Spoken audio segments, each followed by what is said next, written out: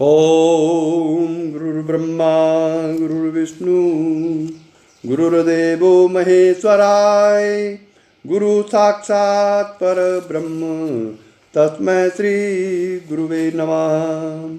नित्यं शुद्ध निराभासं निराकारं निरञ्जनं नित्यबोध चिदानन्दं गुरुर्ब्रह्म नमाम्यहम्।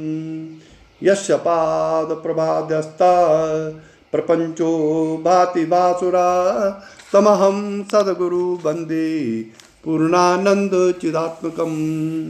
ओम भगवत स्वरूप सद्गुरुदेव श्री देवेंद्र विज्ञानी जी महाराज के चरण कमलों में प्रणाम करते हुए इस परंपरा के सभी साधकों की आध्यात्मिक उन्नति की प्रार्थना श्री चरणों में करते हुए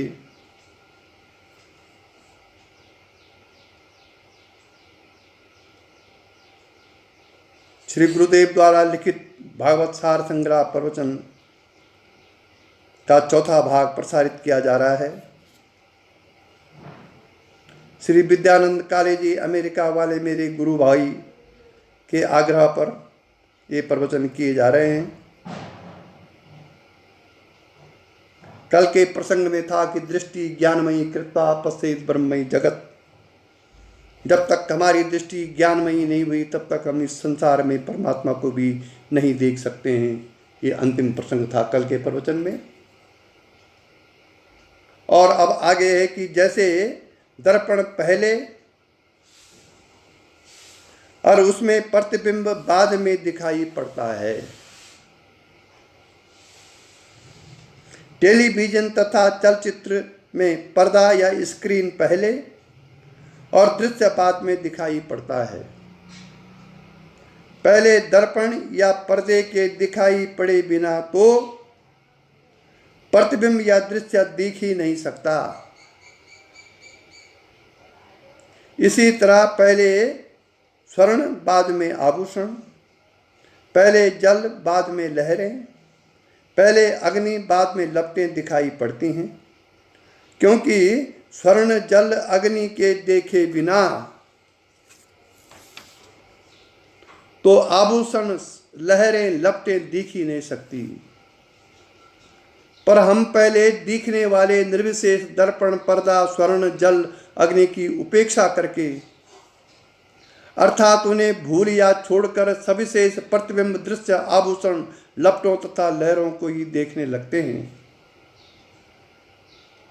तद्रूप होकर मानो उन्हीं में अपनी सत्ता की आहुति दे बैठते हैं। ठीक इसी तरह सर्वप्रथम हमें परम परमात्मा ही दिखाई पड़ते हैं और उसके बाद ही यह नाम रूपधारी चराचर दृष्टि सृष्टि दिखाई पड़ती है, क्योंकि परमात्मा के दिखे बिना तो यह दिखाई पड़ ही नहीं सकती।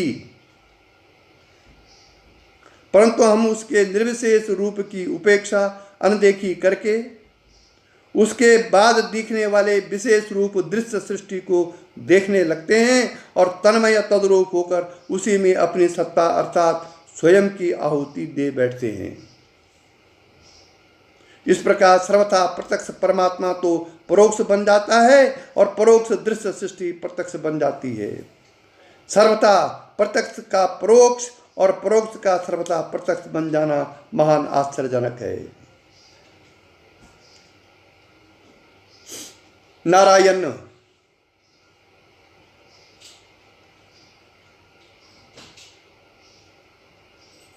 हम अपनी दृष्टि को दृश्य में प्रविष्ट होने से पहले ही रोक लें, उसे दृश्य में प्रविष्ट ही न होने दें।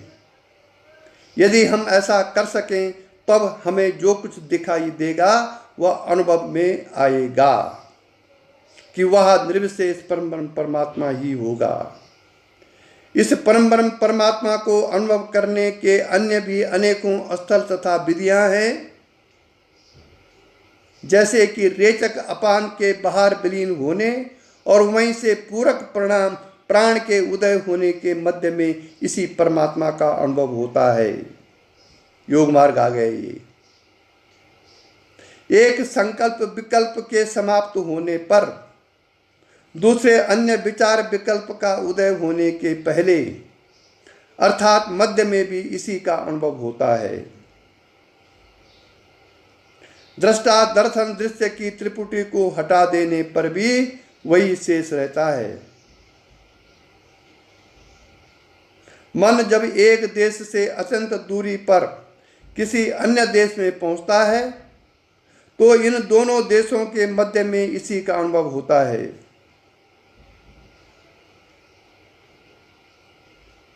जागृत स्वप्न सुषुप्ति के संधि काल में और इनको त्याग देने पर इनसे परे भी इसी का अनुभव होता है।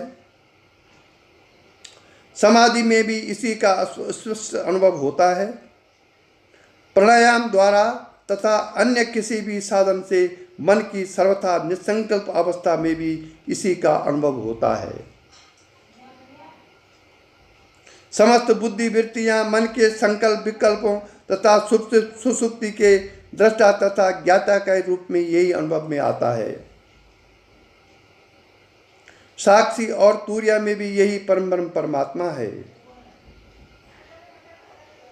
नेति नेति विधि से नाम रूपमय समस्त निषेध्य का निषेध कर देने पर अनिषेध्य रूप में यही अवशिष्ट रह जाता है।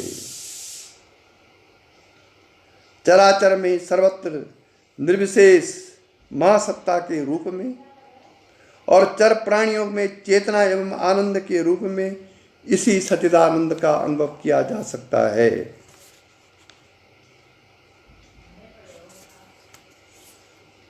मोक्ष और परम पद या वैकुंठ भी इसी के नामांतर हैं। ऐसा तो कहीं भी कुछ भी कभी भी न तो हुआ न है और न होगा जो इस परम ब्रह्म परमात्मा से रहित हो। जैसे गुड़ से रहित मीठास नहीं होती, यही समस्त सृष्टि का सार रस है, रसो वैसा। ये वेदांत का सूत्र है, रसो वैसा।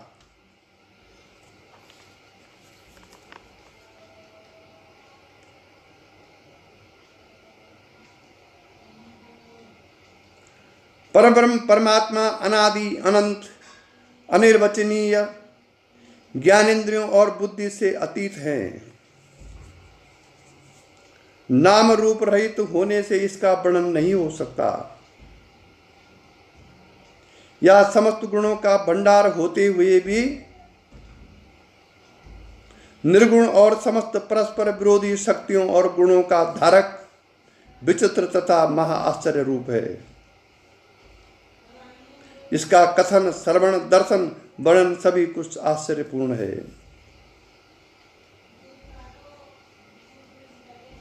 गीता के अध्याय 2 के 29 श्लोक में कहा गया है कि आश्चर्यवत पश्यति कश्चिद एनम आश्चर्यवत वदति तथैव चान्या आश्चर्यवत च न अन्या शृणोति श्रुत्वापेनम वेदं न चैव कश्चित्।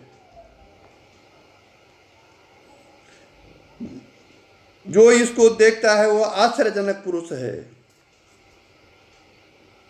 जो इसके बारे में कहता है वो भी आश्चर्यजनक पुरुष है। जो इसके बारे में सुनता है, दूसरों को सुनाता है, इसके बारे में अन्य को सुनता है, वो भी आश्चर्यजनक है।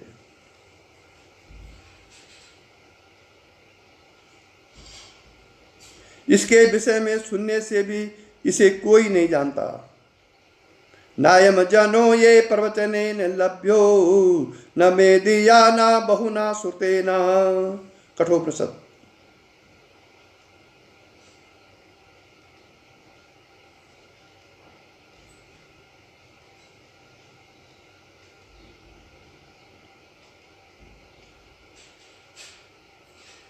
इसका कथन श्रवण दर्शन वर्णन सभी कुछ आश्चर्यपूर्ण है।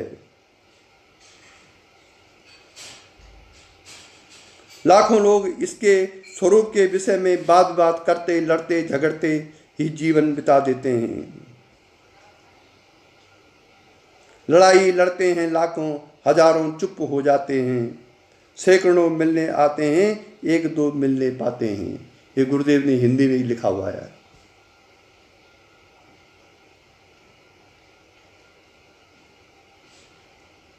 गीता में भी लिखा हुआ है, अध्याय 7 के 30वां श्लोक है कि मनुष्याणाम सहस्रेषु कश्चित् तत् सिद्धये यततामपि सिद्धानाम कश्चिन् माम वेति तत्वता। सिद्धि ही इस परमात्मा को तत्व से जान सकता है। शास्त्रों मनुष्य इसके जानने के लिए दौड़ लगा रहे हैं जीवन पर्यंत, लेकिन कोई सिद्धि ही जो सिद्ध हो गया हो, जिसको तत्व से जानता है।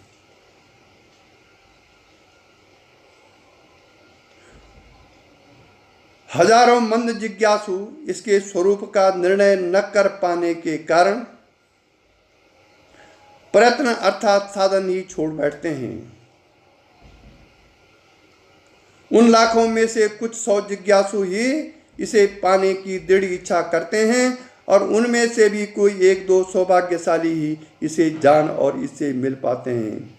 इसीलिए शास्त्र कहता है कि क्षुरस्य धारा निशिता दुरतया दुर्गा पतस्तत् कवयो बदंती। अध्यात्म का मार्ग छुर्रे की धार के समान चलने वाला है। इसकी प्राप्ति के मार्ग में चलना छुर्रे मतलब तीक्ष्ण छुर्रे के धार पर चलने के समान है। ये सभी कथन इसकी दुर्लभता तथा दुर्विज्ञेयता और लक्ष्य कराते हैं, पर इनका तात्पर्य निराश, हतोत्साहित अथवा साधन मार्ग से विचलित करना नहीं है।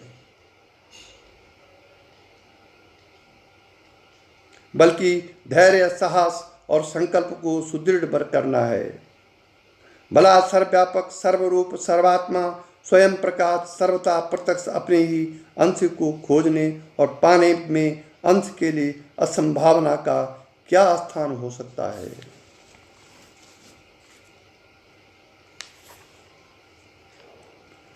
परम ब्रह्म परमात्मा दुष्प्राप्य दुर्विज्ञेय है, तो इसका कारण केवल इसका अत्यंत सूक्ष्म और सर्वथा प्रत्यक्ष अर्थात अत्यंत समीप होना है। विविध नाम रूपों से विचित्र चित्रित माया रूपी चादर इसे ढके हुए है। केवल सूक्ष्मता के कारण ही हमें अपने अंदर बाहर सर्वत्र व्याप्त जीवाणु दिखाई नहीं पड़ते, जो सूक्ष्म वीक्षण यंत्र से स्पष्ट दिखने लगते हैं। अति सामर्थ्य के कारण ही सबको दिखने वाले नेत्र स्वयं अपने को नहीं देखते। दर्पण सामने आने पर ही वह स्वयं को देख पाते हैं। सर्वदा प्रत्यक्ष टेलीविजन या चित्रपट का पर्दा हमें दिखाई नहीं पड़ता।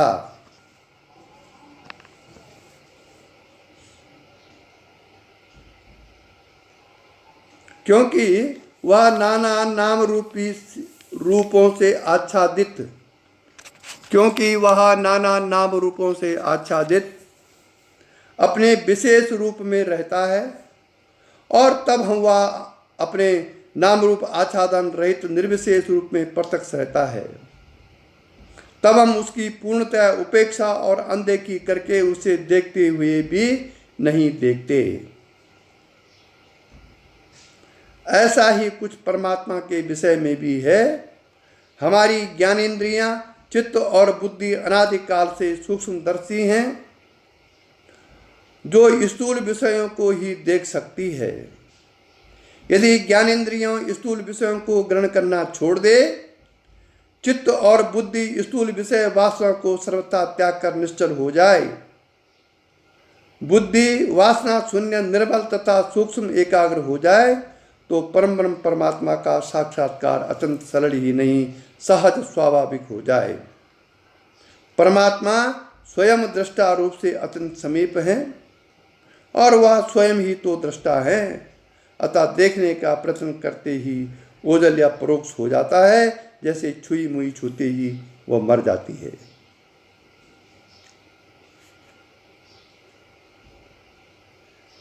देखने का प्रयत्न करते ही मन और माया भी दिखते नहीं, छिपते छिपाते गायब ही हो जाते हैं।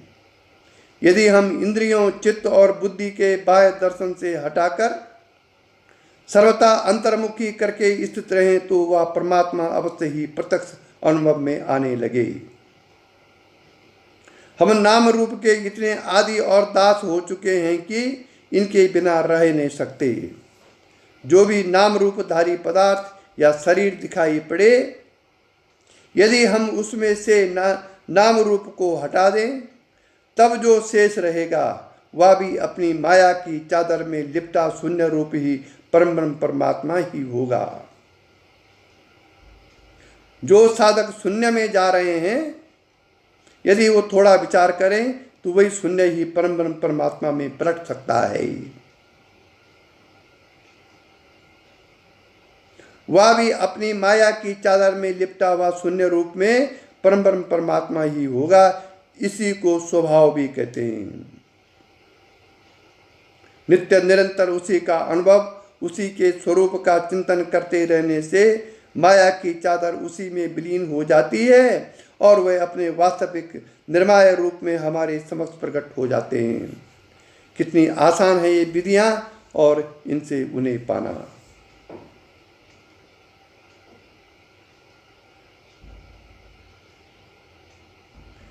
सृष्टि के 5 विभाग हैं: सत्य, चित्त, आनंद और नाम रूप।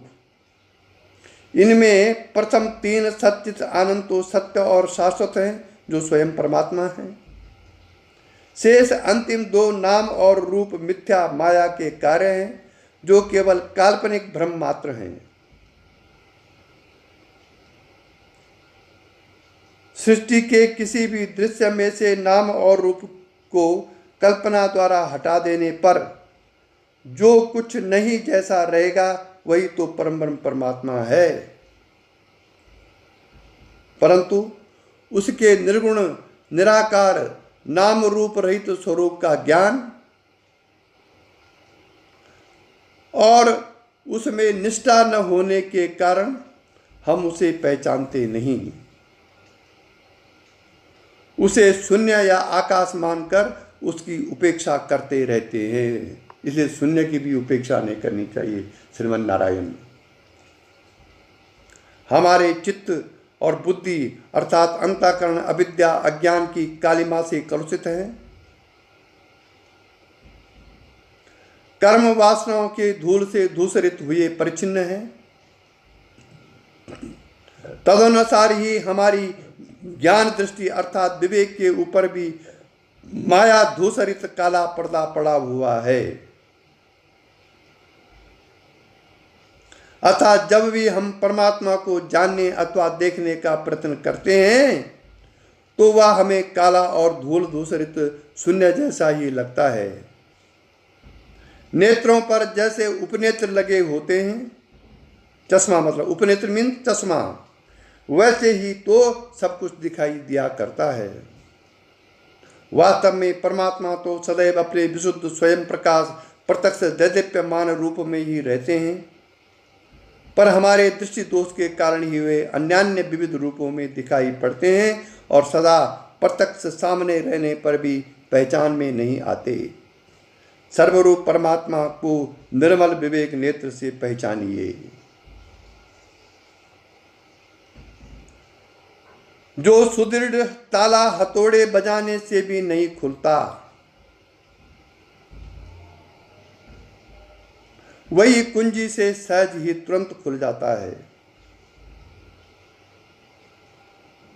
इसी तरह जो परमात्मा दुष्प्राप्य दुर्विज्ञेय बना हुआ है, वही ज्ञानी संतों तथा शास्त्रों द्वारा निर्दिष्ट युक्तियों अनुभवियों के अनुग्रह और आत्म कृपा से सहज में ही प्रत्यक्ष अनुभव गम्य हो जाता है।